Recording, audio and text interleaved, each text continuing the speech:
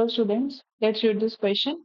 If we have 6% weight by weight urea solution with density 1.060 gram per ml, calculate its strength in gram per liter. ठीक है.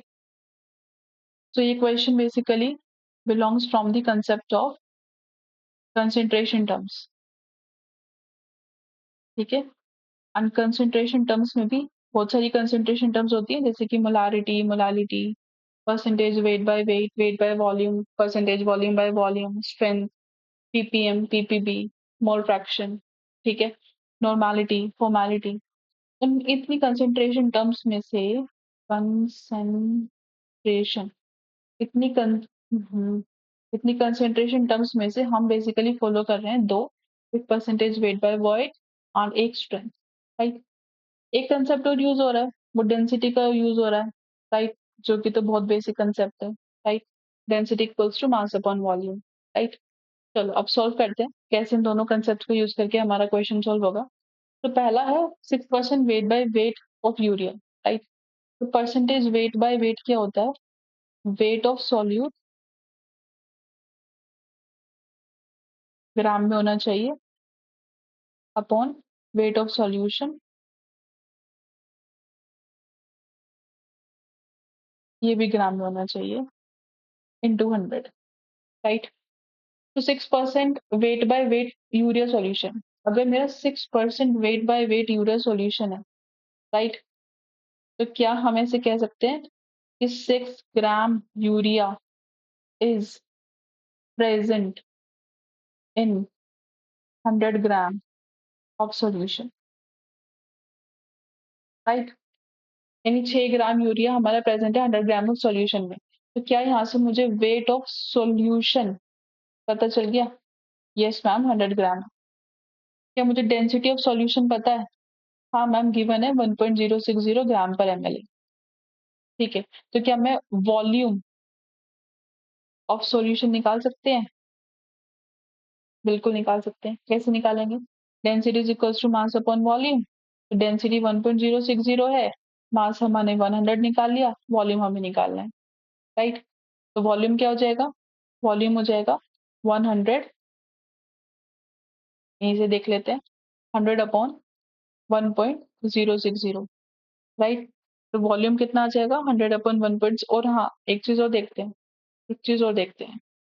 ठीक है. तो यहाँ पे इसको हटाएंगे डेसिमल को, तो यहाँ 1000 आ जाएगा, एक जीरो से एक जीरो कट जाएगा, तो ये हो जाएगा 10,000 अपॉन 106. तो यहाँ से वॉल्यूम आ जाएगी, आप कैलकुलेट करोगे 94.339 आएगा. राइट. 94.339 है तो उसको राउंड ऑफ करके 99.94.34 लिख देते हैं ml. Right. Volume of solution आ गई हमारे पास इन ml. ठीक है. ये जो वॉल्यूम है इस सॉल्यूशन की वॉल्यूम. राइट. ठीक है. मैम हमें तो स्ट्रेंथ कैलकुलेट करनी थी ना, आपने वॉल्यूम क्यों कैलकुलेट करी?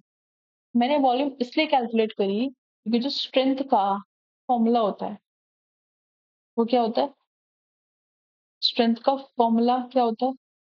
वेट ऑफ सोल्यूट, ऑब्वियसली ग्राम में होना चाहिए, upon volume of solution. Right. और ये लीटर्स में होनी चाहिए. राइट.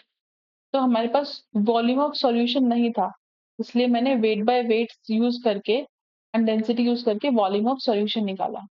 अब हम बहुत आसानी से इसको पुट कर सकते हैं. वेट ऑफ सॉल्यूट तो पता ही है 6 ग्राम था, ये देखो 6 ग्राम, 6 ग्राम यूरिया है. 6 ग्राम यूरिया का मतलब क्या है? ये क्या है? ये क्या है? ये हमारा क्या है? सोल्यूट है. अगर ये सोल्यूट है और ये 6 ग्राम है तो वेट ऑफ सोल्यूट हमारे पास कितना आ गया? 6 ग्राम. राइट. ओके. तो 6 ग्राम है और वॉल्यूम लीटर में होनी चाहिए, हमारी मिलीलीटर में 94.34. तो 94.34 ml है. तो क्या मैं लिख सकती हूँ कि 94.34 अपॉन 1000 लीटर हो जाएगा ये? हाँ मैम, बिल्कुल लिख सकते हो. राइट. ओके, बिल्कुल लिख सकते हैं. यस मैम, बिल्कुल लिख सकते हैं. तो 94.34 अपॉन 1000 लीटर्स हो गया. अभी 1000 ऊपर चला जाएगा तो यहीं पे इसको ऊपर लिख देते हैं, 94 6 इंटू 1000 ग्राम पर लीटर. ठीक है. अब आप इसको सॉल्व करोगे, ये आ जाएगा 63.59 ग्राम पर लीटर, जो कि आप राउंड ऑफ करके लिख सकते हो अप्रॉक्सिमेटली 63.6 ग्राम पर लीटर आ जाएगा आपकी स्ट्रेंथ। तो the value of strength is 63.6 ग्राम पर लीटर। एंड यही आपसे पूछा गया था what is the strength of the solution, and unit भी कहीं आपको मेंशन थी कि ग्राम पर लीटर में आपकी क्या स्ट्रेंथ होगी। ठीक है, so I hope that it's clear to everybody. Thank you, keep